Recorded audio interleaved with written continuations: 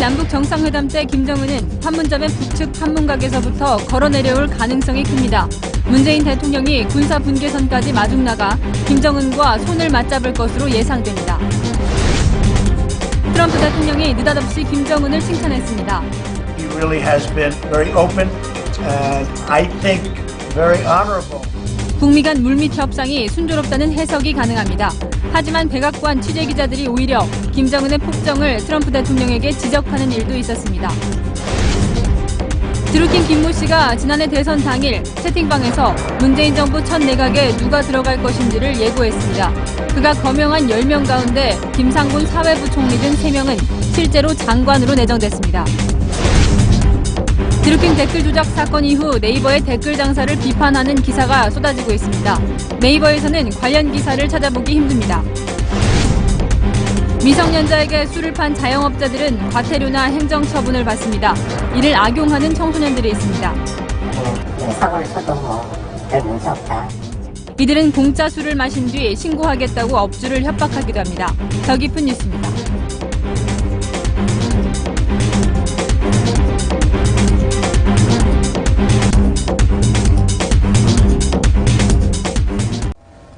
여러분 안녕하십니까? 이틀 앞으로 다가온 3차 정상회담을 준비해온 남북이 오늘 판문점에서 함께 예행 연습을 마쳤습니다. 네, 경기 일산 킨텍스에 차려진 프레스센터 연결해 보겠습니다. 최재원 기자. 네, 남북 정상회담 프레스센터입니다. 네, 벌써부터 취재 열기가 뜨겁다고요? 네, 그렇습니다. 지금 제 뒤로 오늘 막 문을 연 남북 정상회담 프레스센터가 보이실 겁니다. 국내 언론뿐만 아니라 미국, 중국, 일본 등 외국 취재진들도 회담 준비 상황을 전하느라 분주합니다. 남북은 오늘 판문점에서 실제 회담 시간에 맞춰 합동 리허설을 진행했습니다. 특히 전 세계에 생중계될 첫 만남 장면은 수차례 예행 연습을 되풀이했습니다. 카메라 각도와 조도, 방송 시스템까지 세심하게 점검했습니다. 북한 선발대를 지휘한 김창성 국무위원회 부장은 특히 김정은 위원장의 동선과 경호에 관심을 보인 것으로 알려졌습니다. 청와대는 남북 정상회담과 함께 한미 정상회담도 준비하고 있습니다. 미국을 방문 중인 정의용 대통령 국가안보실장은 볼턴 백악관 국가안보 보좌관을 만났습니다. 두 사람은 또 북미 정상회담 전 문재인 대통령과 트럼프 대통령의 만남을 추진하는 방안에 대해서도 협의했습니다.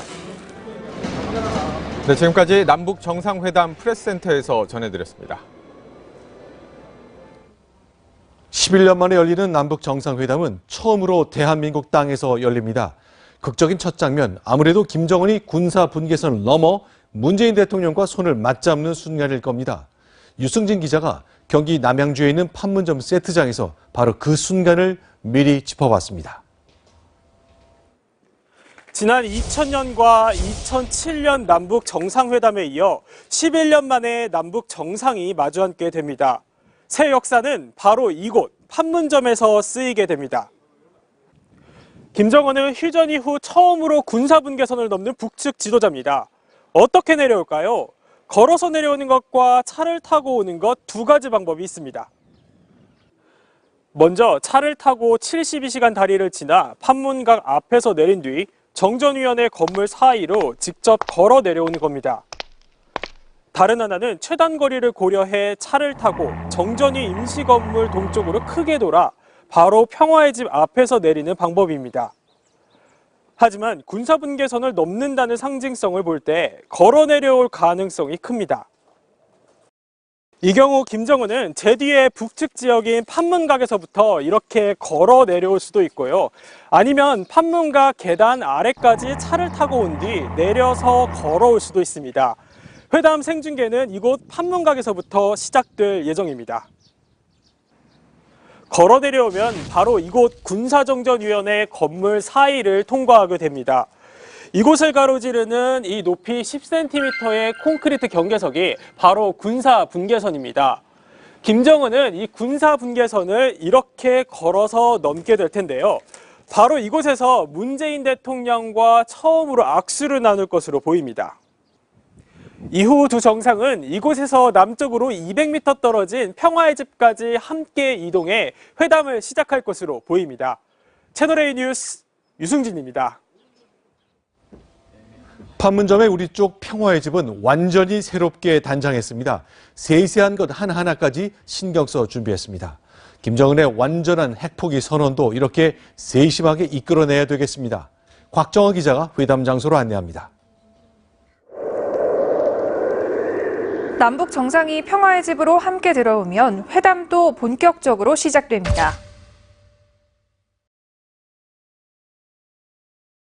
이곳은 평화의 집 1층 입구입니다. 두 정상은 이곳에서 각각 방명록에 서명을 하게 됩니다. 이어서 참모 소개로 상견례를 할 가능성이 큽니다. 여긴 엘리베이터가 설치되어 있는데요.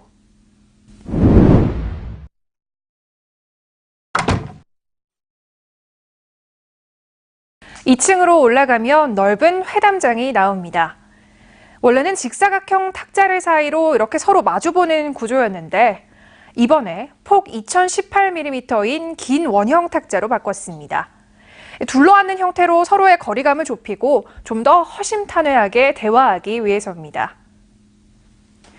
회의장 배경이 되는 뒤편 그림도 바꿨습니다. 기존의 한라산 전경에서 남북 화해를 상징하는 금강산 작품으로 교체한 겁니다. 이곳에서 문재인 대통령과 김정은이 마주 앉아서 확대 정상회담과 단독 정상회담을 이어갈 것으로 보입니다.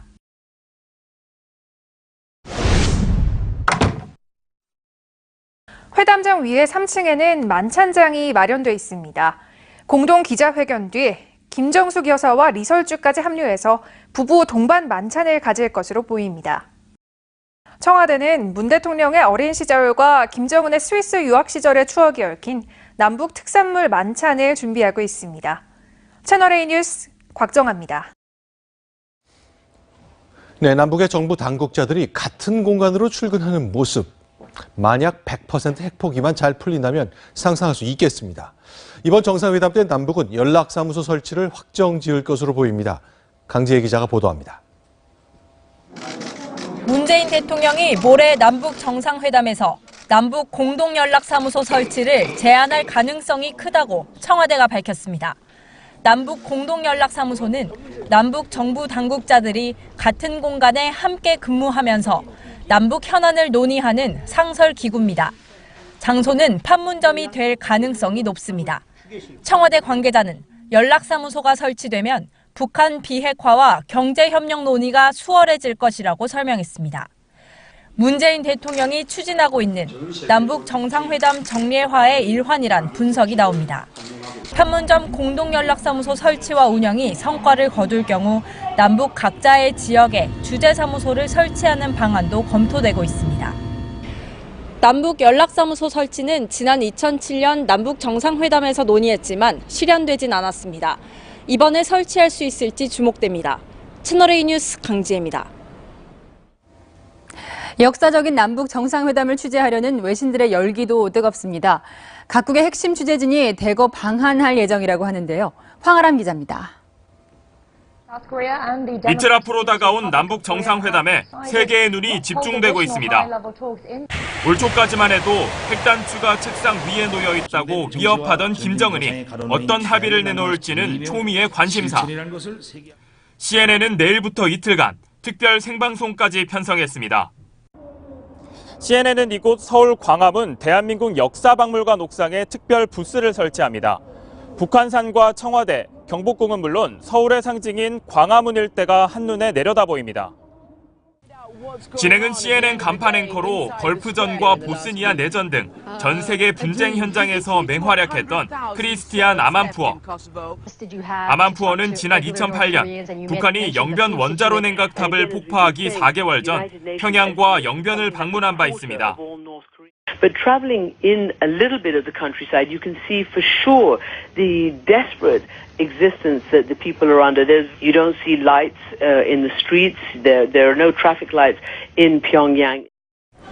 청와대는 사전 등록을 마친 전 세계 언론 매체가 40개국 184곳에 달한다고 밝혔습니다. 지난 1, 2차 정상회담 때보다 훨씬 늘어난 수치입니다. 연일 정상회담 소식을 앞다퉈 보도 중인 일본 언론들은 서울 상주 인력을 대폭 늘렸습니다. 이런 가운데 메인 프레스 센터가 설치된 일산 킨텍스 인근 5성급 호텔은 회담일 전후로 객실 예약이 마감됐습니다. 채널A 뉴스 황아람입니다. 북녘 고향으로 곧 가겠지. 그런 마음으로 가장 가까운 속초 아바이 마을의 터를 잡은 실향민들.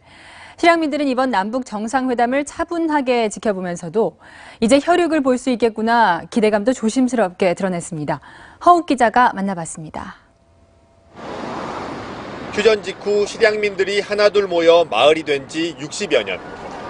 엄마 손을 붙잡고 함경도에서 내려온 8살 소녀는 이젠 70대 할머니가 됐습니다.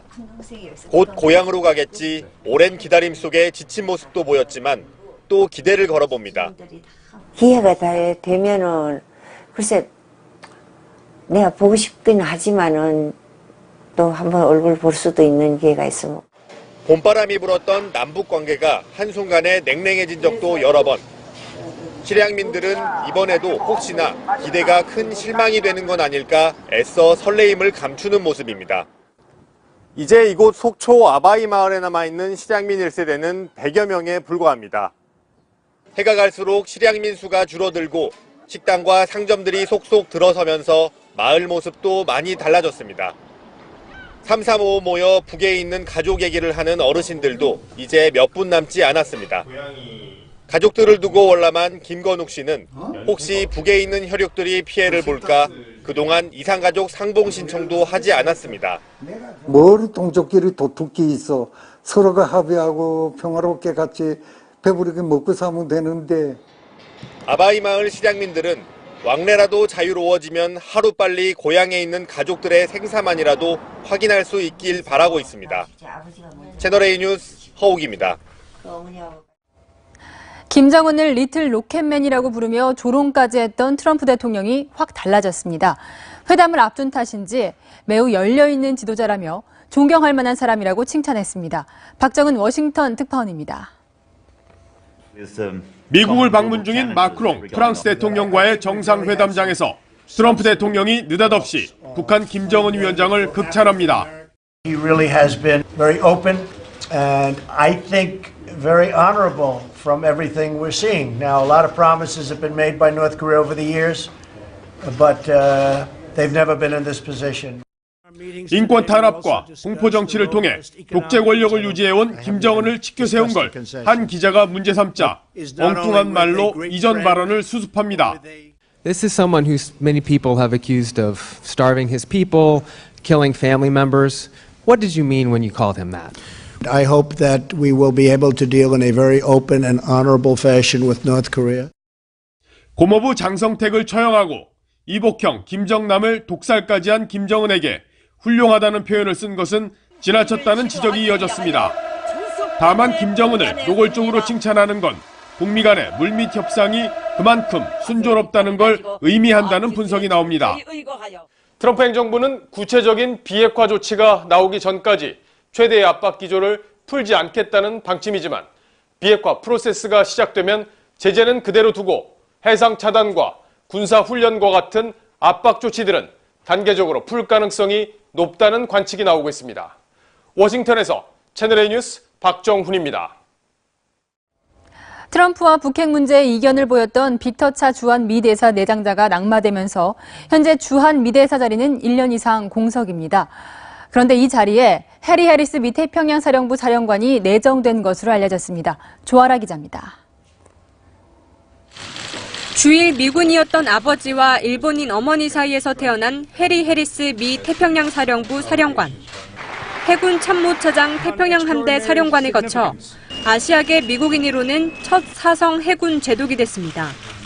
동북아 지역 최대 안보 위협을 북한으로 꼽았고 김정은이 핵무기를 보유하는 이유는 적화 통일에 있다고 판단했습니다. That he is after reunification under a single communist system. So he is after what his grandfather failed to do and his father failed to do. 남중국해 항행의 자유작전을 강행하며 중국과 사사건건 충돌하기도 했습니다. 美军的舰机到中国南海岛礁山海里航行自由航行的问题引起了世界的关注。也引起了中国人民的强烈的关注。 미 워싱턴 포스트는 마이크 폼페이오 국무부 장관 지명자가 트럼프 대통령에게 직접 해리 해리스 재지명을 건의했고 해리스 사령관도 기꺼이 임무를 변경하겠다고 말했다고 전했습니다. 해리스 사령관의 주한 미 대사 임명으로 미국이 강력한 한미일 삼각공조를 구축하려는 것이란 분석도 나오고 있습니다. 채널A 뉴스 조아라입니다. 남북 정상회담을 앞두고 옆나라 일본은 남의 잔치에 배 놓아라 감 놓아라 말이 많습니다. 만찬 후식에 독도가 들어간 한반도기 디저트를 문제 삼아 우리 정부에 항의를 했습니다. 최선 기자입니다. 하얀 접시 한가운데 노란 망고무스와 꽃이 어우러져 있고 그 위 한반도기가 올라 있습니다. 한반도에 찾아올 봄을 형상화한 회담 만찬 디저트 민족의 봄입니다. 그런데 한반도기 오른편 울릉도 옆에 작은 점으로 표시된 독도를 두고 일본이 딴지를 놓고 있습니다. 어제 만찬 메뉴가 공개되자 일본 외무성이 주일 한국대사관 공사에게 항의한 겁니다. 竹島の領有権に関する我が国の立場に照らして到底受け入れられず極めて遺憾だと. 이런 주장에 우리 정부는 말도 안 되는 소리라며 현장에서 일축했습니다. 일본의 어깃장은 이번이 처음이 아닙니다. 지난해 11월 트럼프 대통령 방한 당시 만찬 자리에 오른 독도새우에 대해 불편한 심기를 드러냈고 지난 2월에는 남북 여자 아이스하키 단일팀 평가전에 등장한 한반도기에 독도를 두고 항의하기도 했습니다. 채널A 뉴스 최선희입니다.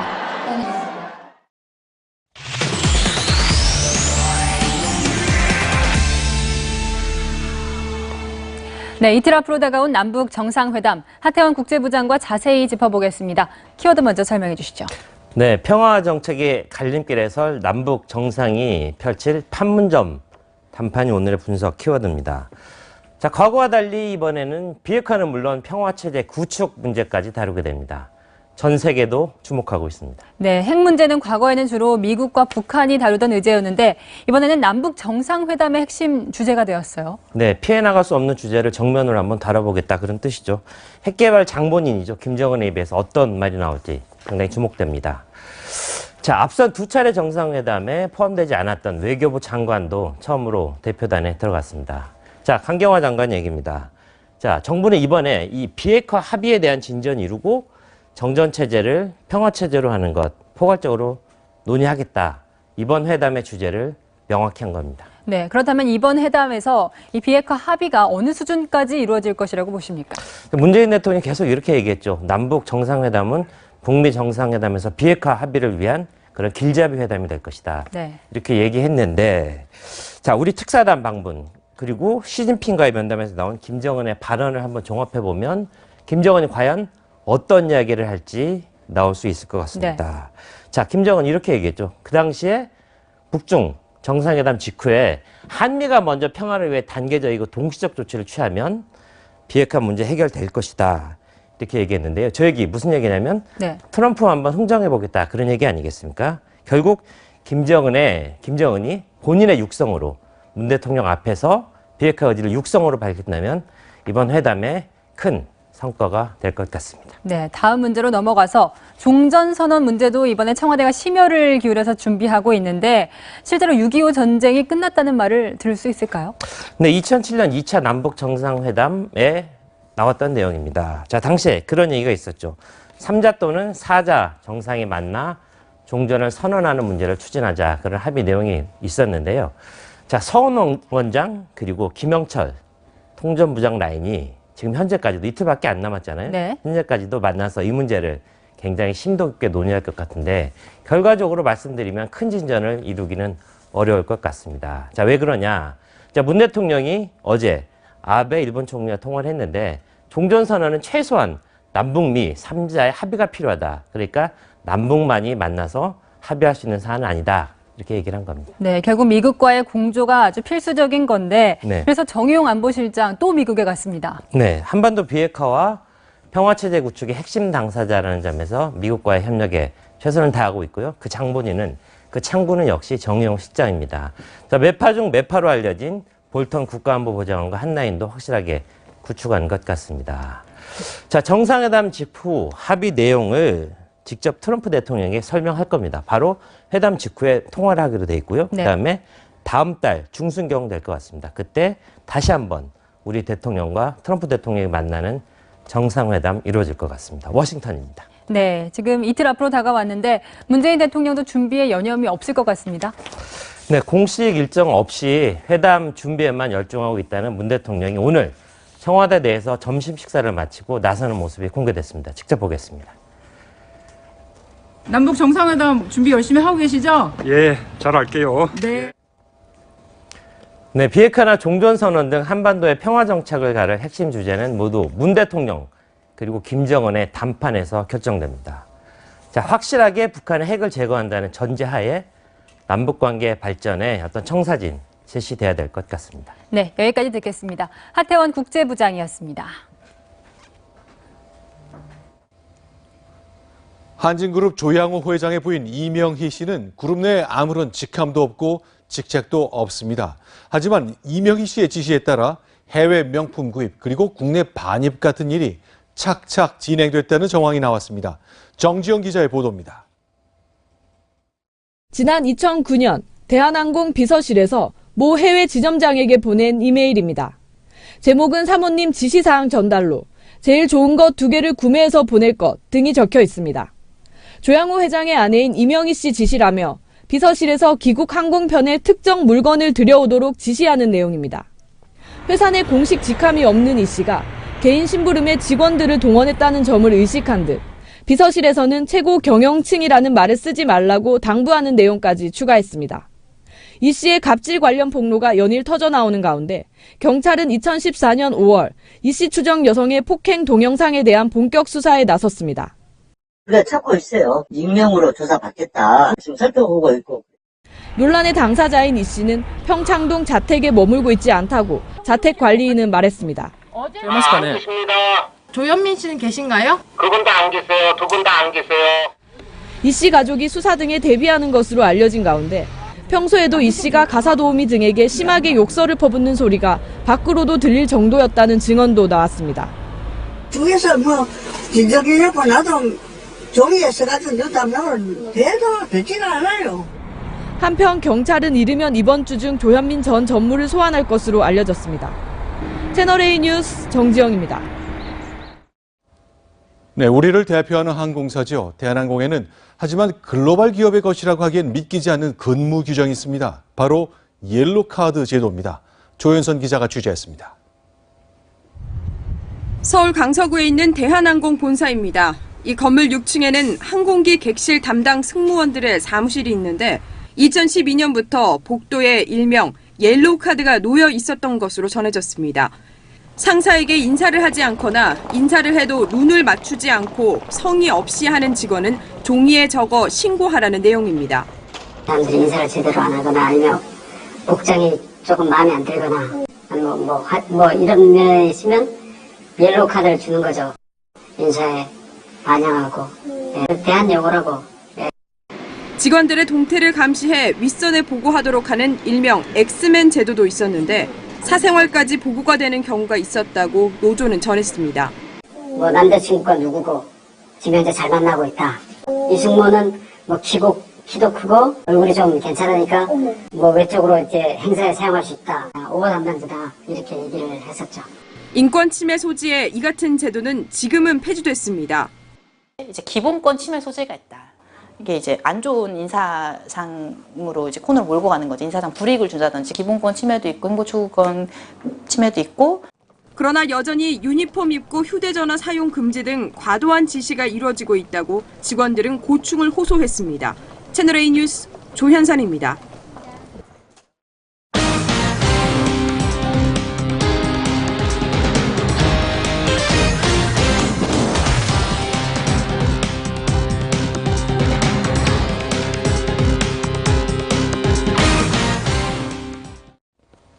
네, 국내 최대 인터넷 기업인 네이버가 댓글 조작 대책을 내놨습니다. 인터넷 기사에 달 수 있는 댓글 수를 제한한다는 것이 핵심입니다. 하지만 드루킹이 썼던 조작 수법 여전히 막을 수 없다는 지적이 나옵니다. 김진 기자가 취재했습니다. 네이버가 오늘 인터넷 블로그에 올린 댓글 대책입니다. 그동안 하루에 20개까지 달 수 있었던 댓글을 3개로 제한하고 연속적으로 댓글을 달 때 반드시 60초를 기다리게 한다는 내용입니다. 하지만 드루킹이 사용한 것처럼 특정 기사 조회수를 자동으로 올려주는 매크로 프로그램 대책은 없었습니다. 네이버가 오늘 발표한 내용에는 이처럼 매크로를 활용해 실시간 검색어나 기사 순위를 조작하는 것에 대한 대책이 빠졌습니다.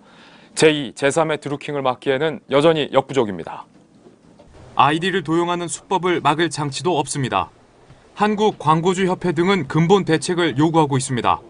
현재는 기사를 클릭하면 네이버 창 안에서 열리는데 이 같은 인링크 방식을 버리고 직접 해당 언론사 홈페이지로 연결되는 아웃링크 방식을 도입하라는 지적입니다. 구글 등 세계적 포털이 사용하는 방식이고 특정 포털을 이용한 조작을 차단할 수 있다는 설명입니다. 시민들도 네이버를 비판합니다. 조작할 마음만 있다면 아무리 제한하더라도 다른 아이디 통해서 충분히 만들어낼 수 있다고 생각합니다. 네이버의 미흡한 대책에 싸늘한 댓글만 쌓이고 있습니다. 채널A 뉴스 김진입니다. 네, 네이버에 가면 오늘의 주요 뉴스를 모아놓은 공간이 있습니다. 워낙 사용자가 많아서 사실상 대한민국의 공론장 역할을 해왔었죠. 하지만 요즘 네이버를 향해 쏟아지는 수많은 비판 기사, 여기서 찾아보기 어렵습니다. 황규락 기자입니다. 네이버에서 뉴스 코너를 클릭하면 첫 화면에 주요 기사를 모은 페이지가 뜹니다. 모두 네이버에서 자체적으로 고른 기사들입니다. 그러나 어제와 오늘 네이버 관련 주요 기사는 단 2건. 그마저도 한 건은 네이버 댓글 정책에 대한 입장을 담은 기사였습니다. 그렇다면 네이버를 비판하는 기사가 없었을까? 오늘 주요 언론들은 일제히 네이버의 뉴스페이지 운영을 비판하는 기사를 쏟아냈습니다. 네이버 측이 비판 기사는 거르고 자신들의 입장을 알리는 기사를 골라 맨 앞에 배치한 겁니다. 그렇다 보니 해당 기사의 실시간 클릭 수가 올라가 주목을 받게 됩니다. 유통하는 네이버를 통해서 뉴스를 보고 있기 때문에 실제로 네이버는 뉴스가 지나가는 통로를 완전히 장악하고 있는. 네이버는 올해 상반기 중 주요 뉴스를 임의로 고르는 방식에서 벗어나 인공지능을 활용해 중립적으로 선택하겠다고 밝혔습니다. 채널A 뉴스 황규락입니다. 네, 야당은 이번 댓글 조작 사건을 드루킹이라는 사람이 정치적 의도를 갖고 여론과 민심을 뒤틀어 놓은 것이라고 지적해왔습니다. 오늘 그 댓글 조작이 벌어진 네이버의 본사를 향해 항의 방문했습니다. 안건우 기자입니다. 댓글 조작 방조 공모 네이버를 수사하라! 수사하라! 수사하라! 수사하라! 네이버 본사 앞에서 비상의원총회를 소집한 자유한국당. 댓글 여론 조작의 묵인 방조 책임을 네이버에 따져 물었습니다. 포털 규제를 위한 법 개정 의지도 밝혔습니다. 드루킹 방지법, 김경수 방지법, 댓글 장사 방지법에 통과를 위해서 협조를 해야 됩니다. 바른미래당도 네이버가 뉴스 제공 체계 자체를 뜯어 고쳐야 한다고 목소리를 높였습니다. 댓글은 전면 폐지한다든지 또는 트위터를 포함한 SNS 아이디로 접속하는 사용자들은 댓글을 못 달게 한다든지. 야3당은 특히 기사는 언론사 홈페이지를 방문해야 볼 수 있도록 하는 아웃링크제를 의무화하기 위해 전기통신사업법, 정보통신망법 등도 개정할 계획입니다. 한국당의 항의 방문을 받은 한성숙 네이버 대표도 아웃링크제 도입을 검토하겠다는 뜻을 밝혔습니다. 채널A 뉴스 안건우입니다.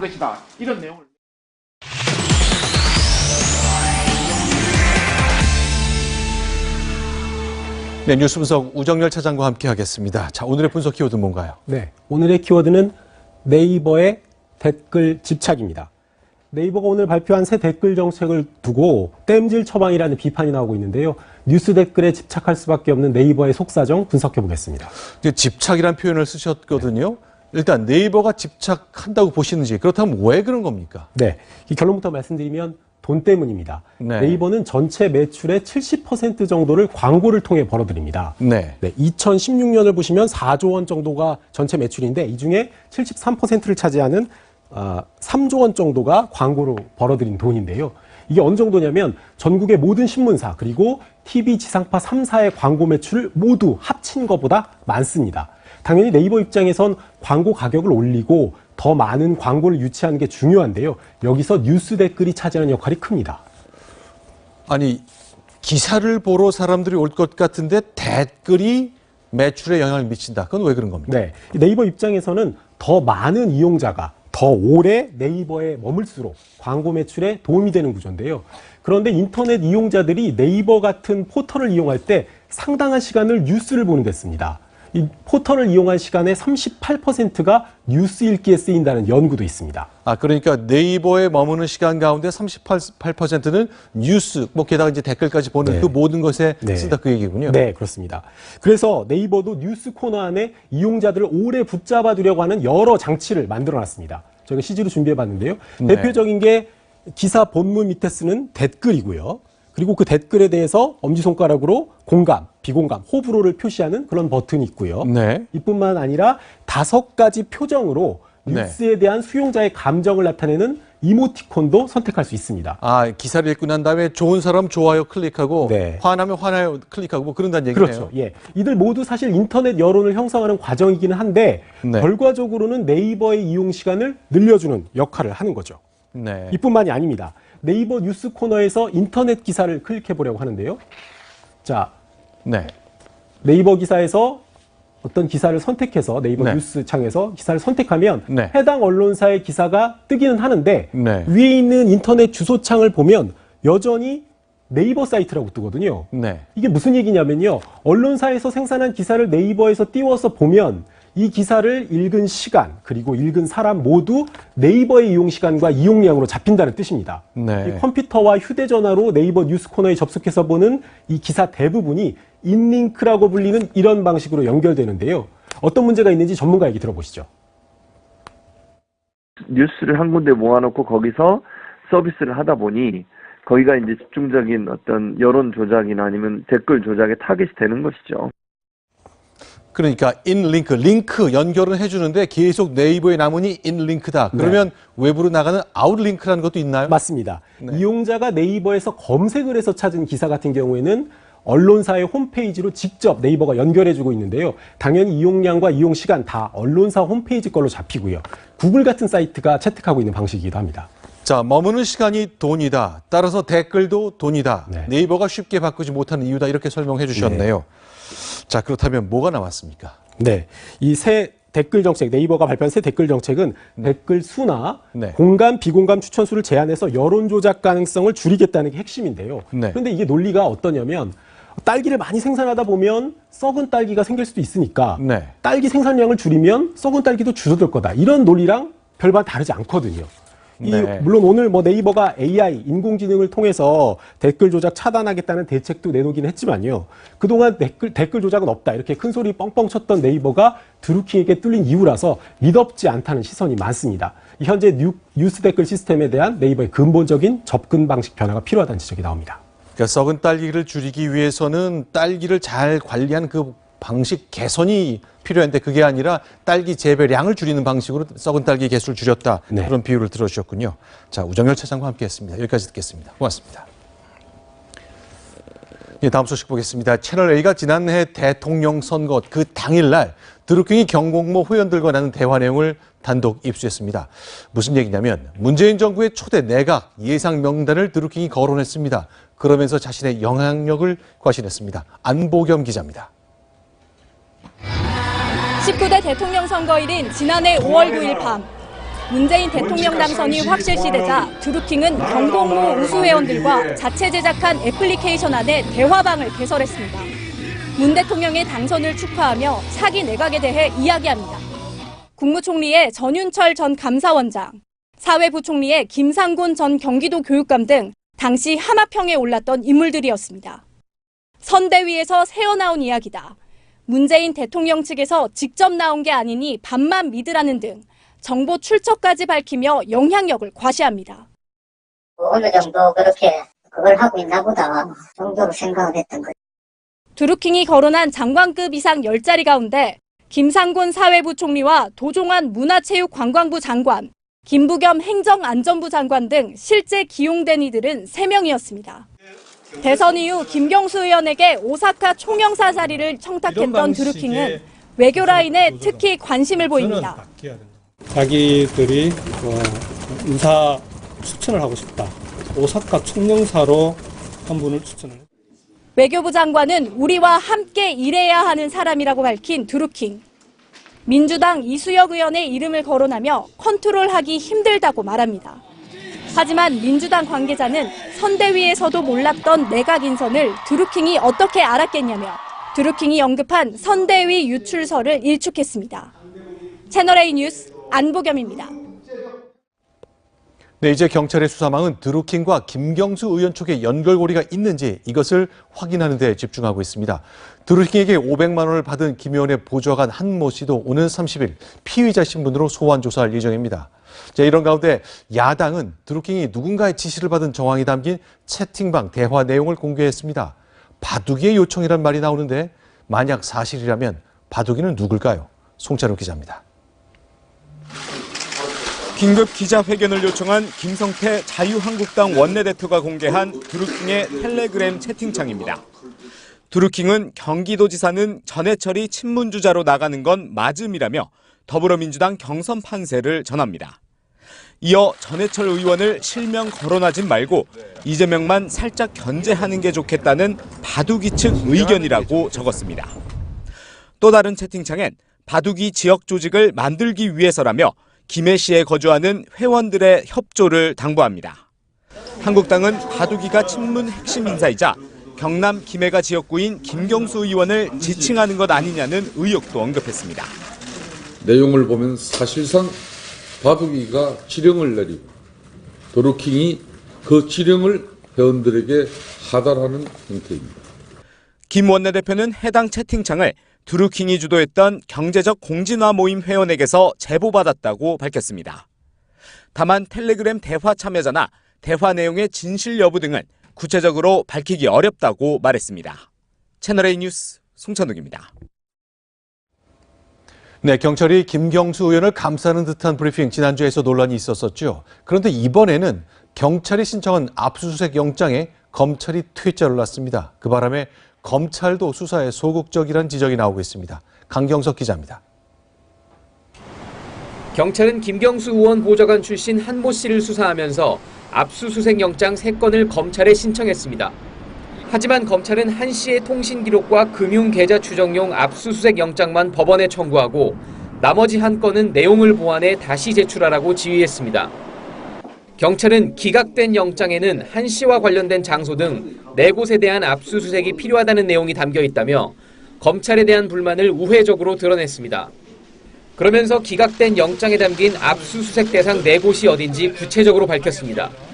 검찰 관계자는 보안 유지가 필수인 영장 내용을 외부에 유출하는 건 수사기관으로서 할 일이 아니라며 경찰을 비판했습니다. 한 씨가 증거를 인멸할 시간을 벌어줬다는 겁니다. 또 영장 내용이 부실해 압수수색을 해야 하는 이유를 보완하라고 지휘했다고 밝혔습니다. 하지만 검찰이 드루킹 사건에 대해선 소극적인 모습을 보이고 있다는 지적도 나옵니다. 경찰이 수사 중이라는 이유를 들며 살아있는 권력 수사에 거리를 두고 있다는 얘기입니다. 채널A 뉴스 강경석입니다. 성폭행 혐의로 고소를 당한 가수 김은국 씨가 이번에는 아내를 때린 혐의로 불구속 입건됐습니다. 김 씨 측은 폭행한 사실이 없다고 주장하는 가운데 경찰이 사건 경위 파악에 나섰습니다. 정현우 기자입니다. 가수 김은국 씨가 아내를 폭행했다는 신고가 접수돼 경찰이 수사에 나섰습니다. 경찰은 오늘 새벽 2시쯤 서울 서초구의 한 주택가에서 112 신고를 받고 출동했습니다.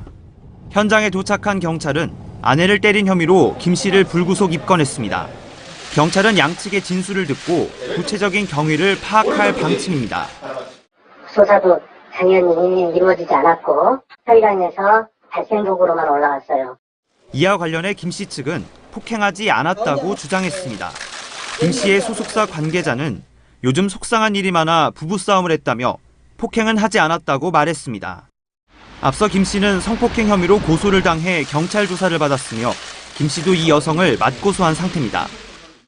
폭행 혐의로 김은국 씨를 입건한 경찰은 조만간 김 씨와 아내를 불러 사실관계를 확인할 예정입니다. 채널A 뉴스 정현우입니다. 신호를 위반하고 단속하는 경찰관을 피해 난폭 운전을 한 남성이 경찰에 붙잡혔습니다. 이 남성은 등교 시간대 초등학교와 중학교 인근 골목에서도 질주했습니다. 서상희 기자입니다. 초등학교 인근의 한 도로, 흰색 차량이 빠른 속도로 질주합니다.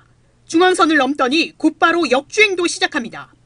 21살 김모 씨가 모는 차량인데 좌회전 차선에서 신호 위반을 하다 경찰에 적발되자 도주하는 겁니다.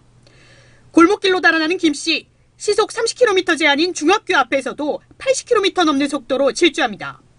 교복을 입고 등교하던 학생들은 깜짝 놀라 길 한쪽으로 몸을 피합니다. 잠시 후 속도를 줄인 이 차량에 경찰관이 뛰어가 멈추라고 제지하지만 또다시 달아납니다. 이처럼 김 씨는 지하철 신림역 인근에서부터 역주행을 하는 등 3km를 경찰과 추격전을 벌였습니다. 15분 넘게 난폭 운전을 한 김 씨는 이곳에서 추돌 사고를 낸 후 경찰에 붙잡혔습니다. 김 씨는 경찰 조사에서 과태료를 내기 싫어 도망갔다고 진술했습니다. 학생들이 등교를 하고 있는 시간이어서 도주 차량에 의해서 인명피해가 발생할 수도 있는 상황이었습니다. 경찰은 도로교통법 위반 혐의로 김 씨를 불구속 입건했습니다. 채널A 뉴스 서상입니다.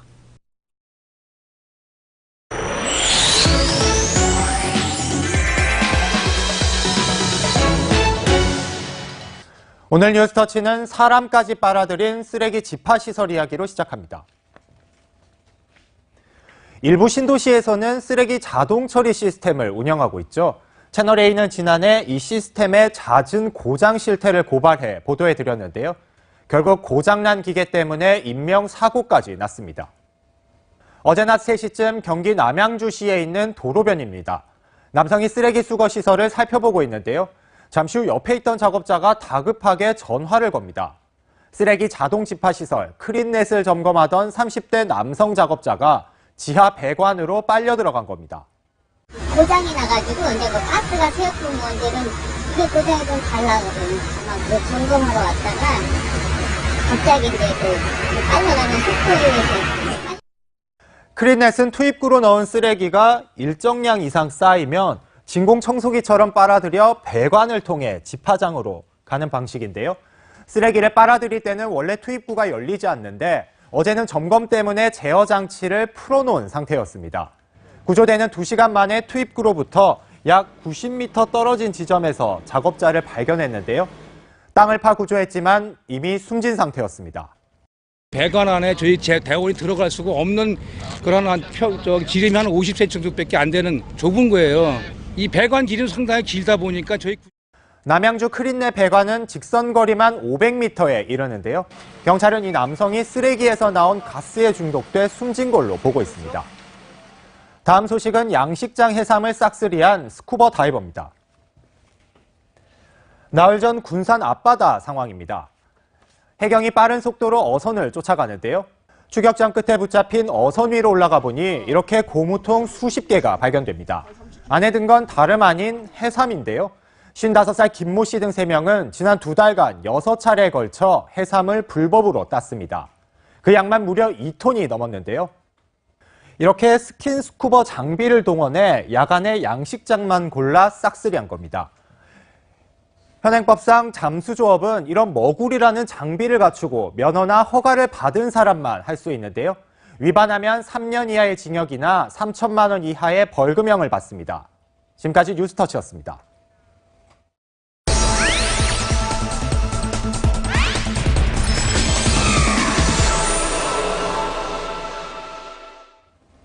미성년자에게 술을 팔면 업주는 과태료나 행정처분을 받습니다. 그런데 청소년들이 신분증을 도용하거나 위조하면 가려내기가 매우 어려운데요. 이런 미성년자 때문에 상인들의 피해가 특히 크다고 합니다. 박건영 기자의 더 깊은 뉴스입니다.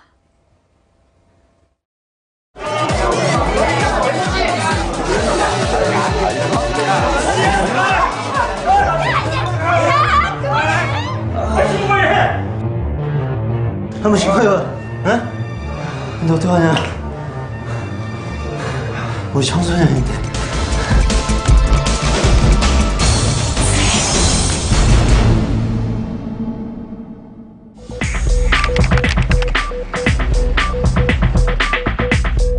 (3년째) 주점을 운영 중인 김모 씨. 다음 달 내내 문을 닫아야 할지도 몰라 애만 태우고 있습니다. 발단은 지난해 7월 만취한 손님 한 명이 빈 소주병을 갑자기 유리창으로 집어 던졌습니다. 유리가 심하게 파손이 돼가지고 그때 또 당시에 그 앞에 손님들이 또 밖에 테이블이 있거든요. 거기에 또 술병을 던져가지고 크게 다쳤을 수도 있는 위험한 상황이에요. 하지만 이런 일을 저지른 손님은 너무나 당당했습니다. 자기는 사고를 쳐도 별 문제 없다. 제가 이제 신고를 했죠, 바로. 경찰이 3명 다 확인을 하는데 다 이제 타인 신분증이었던 청소년인 걸 알았죠. 신분증 검사를 철저히 해왔다고 자부했지만 비슷한 외모의 어른 신분증을 내민 청소년에겐 속수무책이었습니다. 미성년자에게 술을 팔면 2년 이하의 징역이나 2천만 원 이하의 벌금에 물립니다. 관할 지자체는 영업 정지부터 업장 폐쇄 같은 행정조치를 별도로 내립니다. 김 씨는 청소년들의 신분증 도용이 일부 인정돼 형사처벌은 면했지만 영업 정지는 피할 수 없는 상황. 그런데 정작 타인의 신분증을 도용한 청소년들은 아무 처벌도 받지 않았습니다. 초범이고 국민 정서상 성년에 가까운 청소년이 음주를 했을 경우에는 흔히 얘기하는 훈방 조치라고 하죠. 기소유예나 아주 약한 벌금형 구약식 정도가 되고 있죠. 일부 청소년들은 이런 점을 악용하고 있습니다. 공짜 술을 먹거나 업주를 협박할 요량으로 신고 자작극을 벌이는 겁니다. 미성년자에게 술을 팔다 적발된 업소의 70% 이상은 청소년들의 신고 자작극이었습니다. 하지만 작정하고 신분증을 속이는 청소년들을 영세한 업주들이 가려내기란 사실상 불가능합니다. 청소년이 즐겨 찾는 인터넷 카페. 성인 신분증을 사고 판다는 글들이 버젓이 올라와 있습니다. 훔쳤거나 길에서 주운 주민등록증과 운전면허증이 주 거래 대상. 거래가 성사되면 한 장에 2만 원에서 5만 원가량이 즉석에서 오갑니다. 너무 조금 귀찮았지. 홍대 늦으면 사가지고 같이 새로 마시는 거죠. 페이스북에 들어오잖아요. 인증사서 댓글하면 필요한 애들이 담배 피는 애들이나 술이랑 필요하다 그런 영상이. 신분증 검사를 허술하게 하는 술집이나 편의점 명단도 공공연하게 공유됩니다. 이름 있는데 그치 이런 게 그런 게 무슨 거라고 차는 거의 안 학교는 안 하는 데 있어요. 이상집 가게 연령대가 높으시니까 가짜 신분증을 가려내려는 업주들의 노력도 눈물겹습니다. 100만 원이 넘는 신분증 감별기를 울며 겨자 먹기로 설치하는 영세업주들이 갈수록 늘고 있습니다. 위조 신분증을 감별기에 넣자 곧바로 빨간 경고창이 뜹니다. 의심가는 손님들에겐 지문검사도 요구해야 합니다. 화장한 거는 잘 못 알아보고 하니까 지문은 안 변하잖아요. 기분 나빠하는 사람들도 있고 저희 입장에서는 어쩔 수 없죠. 하지만 여기에 한술 더 떠 신분증 위조 시장까지 등장했습니다. 기자가 SNS를 통해 수소문하자 10분 만에 위조 신분증 제조업자와 연락이 닿았습니다. 이름과 사진만 보내주면 당일 배송도 가능하다는 메시지가 왔습니다. 신분증 감별기까지 통과하는 정교한 위조 신분증은 10만 원까지 요구했습니다. 실제로 이렇게 제작된 가짜 신분증은 심각한 범죄로 이어졌습니다. 성인 신분증으로 수천만 원대 전자제품 사기를 친 10대가 지난해 부산에서 체포된 겁니다. 결국 일부 청소년들의 사기 행각을 근절하기 위한 법체계 정비가 시급하다고 전문가들은 지적합니다. 신분증 위입 변조라든가 도용에 대한 심각한 범죄로 연결될 수 있다는 경각심을 일깨워주기 위해서라도 그에 대한 처분은 다르게 받게 하는 그런 선별적인 조치가 필요하겠죠. 채널A 뉴스 박권영입니다. 지난 주말 국회에서 태권도인 8천여 명이 집단 품새 시연에 성공하며 세계 기네스북 등재까지 앞두고 있는데요. 성공적으로 행사는 끝났지만 비용 문제 때문에 뒤탈이 생겼습니다. 무슨 사연인지 김민지 기자가 취재했습니다. 6, 7. 국회의원 등 태권도인 8천여 명이 국회 잔디밭을 가득 메웠습니다. 대한민국 공군 특수 비행팀 블랙 이랬습니다. 태권도가 법률상 국기로 지정된 것을 기념해 국회의원 태권도 연맹 주최로 열린 행사입니다. 일사불란한 태권도 품새 시연을 펼치며 단일 종목 최다 시연 인원으로 기네스북에도 등재될 예정입니다. 그런데 행사를 진행한 업체가 7억 원가량의 비용을 받지 못했다며 문제를 제기하고 나섰습니다. 이나 모든 부담을 안고 가라라고 하는 거죠. 그러면서 계속 강요하고 압력을 행사하는 거죠. 연맹 측은 당초 예산이 없어 행사 추진을 거부했지만 업체가 나서서 일을 벌려놓고 딴소리를 하고 있다고 맞섰습니다. 그러니까 모든 어떤 경비는 우리가 되겠다라고 동공시 하지 말고 이거 행사를 좀 추진하도록 좀 해주십시오. 이래서 한 겁니다. 국회의원 태권도 연맹은 태권도 활성화를 위해 여야 의원 100여 명이 모여 만든 단체. 연맹 총재인 바른미래당 이동섭 의원은 예산 문제는 의원들과 관계없다며 발을 뺐습니다. 업체 측이 연맹을 검찰에 고발하기로 하면서 태권도 위상을 높이겠다며 마련한 뜻깊은 행사가 법적 공방으로 얼룩지게 됐습니다. 채널A 뉴스 김민지입니다. 분양가가 주변 아파트보다 낮아 당첨만 되면 수억 원의 시세 차익을 볼 수 있는 이른바 로또 아파트. 운 좋게 당첨된 이들의 면면을 뜯어보니 위장 전입이나 청약 통장 불법 거래로 의심되는 사례가 무더기로 나왔습니다. 김현지 기자입니다. DH자이 개포 등 서울과 과천의 로또 아파트 5개 단지에서 적발된 위법 의심 사례는 모두 50건. 사회적 배려가 필요한 계층에게 특별 공급된 742건 가운데 6.7%나 됩니다. 지방공무원 A씨는 직장과 가족이 지방에 있는데 본인만 서울에 주소를 두고 신혼부부 특별 공급으로 당첨됐고 월 평균 소득이 신혼부부 특공 3인 가구 기준을 넘는 B씨는 청약 20일 전 모친을 전입시켜 4인 가구 기준을 충족시켰습니다. 가족이 아닌 제3자가 각종 서류를 대리 발급받고 청약까지 대신해준 청약통장 불법 거래 의심 사례도 있습니다. 정부는 적발된 사례들을 경찰에 수사 의뢰했습니다. 3년 이하의 징역 또는 3천만 원 이하의 벌금에 처하도록 하고 주택 공급 계약 취소 및 향후 3년에서 10년간 주택 자격, 청약 자격 제한 등의 조치. 또 5개 단지 일반 공급에 당첨된 2,100여 세대에 대해서도 위법 여부를 조사할 계획이라고 밝혔습니다. 채널A 뉴스 김현지입니다. 6월 13일에는 지방선거뿐만 아니라 국회의원 재보궐선거도 열립니다. 최대 격전지는 역시 서울 송파 을입니다. 문재인 대통령의 복심과 홍준표 대표가 영입한 옛 MBC 앵커가 격돌합니다. 김철웅 기자입니다. 서울 송파을 민주당 후보로 확정된 최재성 전 의원은 곧바로 경남 봉화마을로 향했습니다. 노무현 전 대통령의 묘역을 참배하며 출마를 알렸습니다.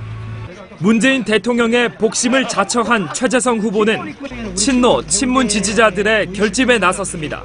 대통령님 뵈러 왔다가 또 문 대통령 호감을 얘기하기가 그런데.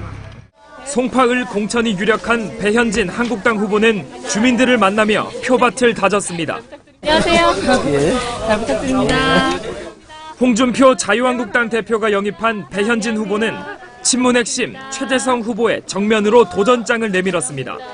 누군가의 복심이라는 표현 자체가 송파 주민들에게는 좀 실망스럽지 않을까라는 생각을 하고 문신 대 홍심, 삼성 관록대 폐기의 신인을 놓고 유권자들의 반응도 나뉩니다. 한국당이 자체가 무너지니까 정당을 보고 지지해줘야 되지 않겠는가. 한국은 참고 똑똑하잖아요. 잘할 것 같아요. 바른미래당은 장성민 전 의원과 박종진 공동지역위원장 등이 거론되는데 조만간 전략공천으로 후보를 확정할 예정입니다.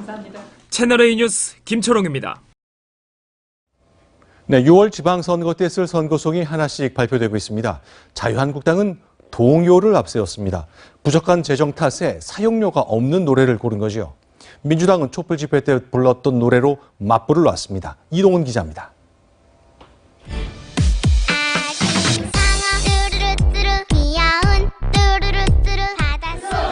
한국당은 인기 동요 아기상어를 로고송으로 선택했습니다.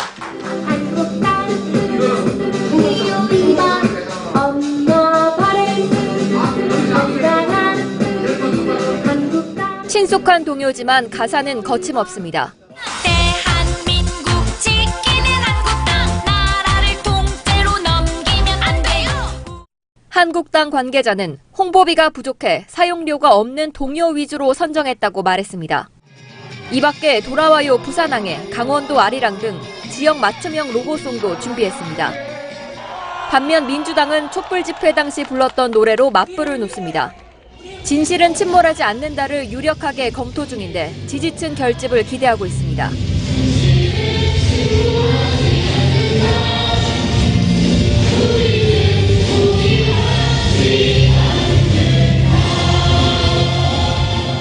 또 지난 대선 당시 사용했던 코요태의 순정도 후보에 올랐습니다.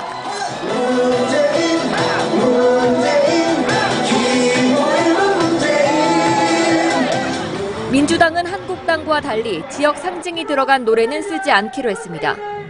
바른미래당은 다음 달에 로고송을 발표할 예정입니다. 채널A 뉴스 이동훈입니다. 세계적인 팬덤을 거느리고 있는 어벤져스 세 번째 시리즈가 오늘 개봉했습니다. 국내에서 개봉한 영화 최초로 사전 예매가 100만 관객을 돌파했을 만큼 열기가 뜨거운데요. 실감나는 특수효과 작업에 한국인이 참여해 더 관심을 모으고 있습니다. 이다혜 기자입니다. 역대 최다 23명의 영웅들이 총출동해 지상과 우주를 넘나들며 화끈한 액션을 펼칩니다. 어벤져스 세 번째 시리즈의 개봉날인 오늘 평일 낮 시간인데도 영화관은 관객들로 북적거립니다. 일본 영화관으로 왔는데요. 기대를 많이 한 만큼 만족도 하고요. 와, 말을 잊지 못해요. 소름이 많이 돋을 수밖에 없었죠. 비현실적인 그런 것들을 현실로. 우주 정복을 꿈꾸는 악당 타노스와 영웅들의 전투 장면이 압권. 세계 최초로 영화 전체를 초대형 스크린에 적합한 아이맥스 카메라로 촬영해 시각적 효과를 극대화했습니다. 화려하고 실감나는 이 특수 효과는 한국인 아티스트의 손길이 더해져 완성됐습니다. 헐크랑 아이언맨이 싸우게 되면 그런 환경들을 좀 더 연기가 일어나게 한다든지 진짜 현실 세계에 있는 것처럼 만들어주는. 앞선 두 편에서 1,700만 관객을 동원하며 두터운 팬층을 거느린 어벤져스 시리즈. 새로운 캐릭터의 등장과 압도적인 스케일에 힘입어 역대 외화 흥행 1위인 아바타를 뛰어넘고 새로운 1위로 등극할지 주목됩니다. 채널A 뉴스 이다혜입니다. 지구촌 축구축제, 러시아 월드컵 개막이 50일 앞으로 다가왔습니다. 월드컵 때마다 전국의 축구장을 누비며 분위기를 끌어올리는 축구 한류 스타가 있다고 하는데요. 홍우람 기자가 만나봤습니다.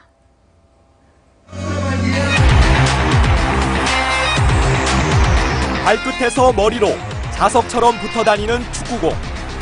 신체 전 부위로 묘기를 부리는 프리스타일 축구입니다.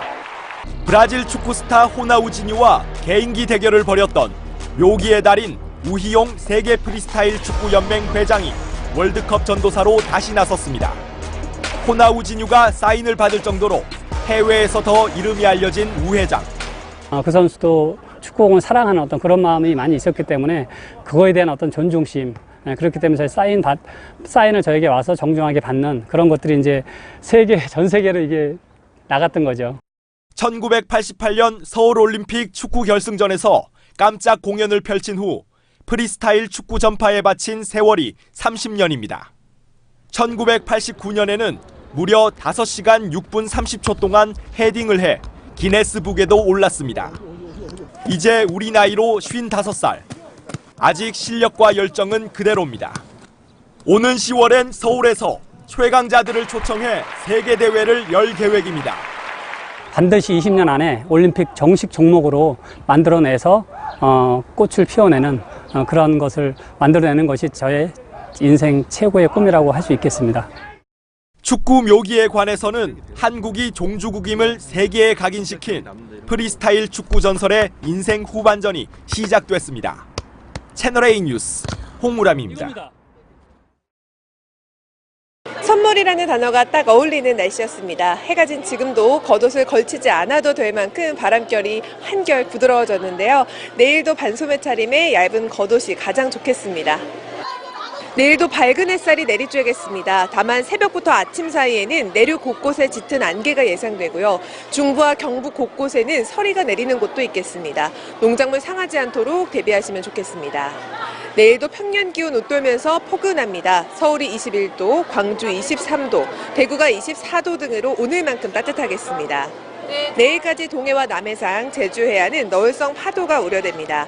해안가에서는 더욱 안전에 유의가 필요합니다.